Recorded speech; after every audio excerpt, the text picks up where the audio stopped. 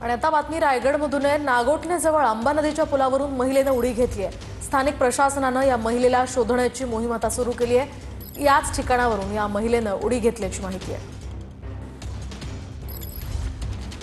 अधिकची माहिती जाणून घेऊयात आमचे प्रतिनिधी राज वैशंपायन यांच्याकडून। राज, काय सांगाल, काय अधिकची माहिती या संदर्भात?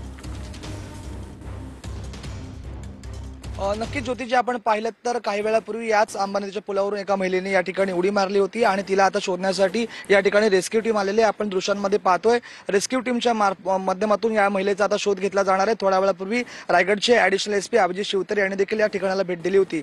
आता रेस्क्यू टीमच्या मार्फत या महिलेचा शोध घेतला जाणार आहे। नेमकी महिलेने उडी का मारली याचं कारण अद्यापर्यंत स्पष्ट झालेलं नाहीये, मात्र प्रशासनाच्या वतीने या महिलेचा जो आहे तो शोध घेतला जातोय।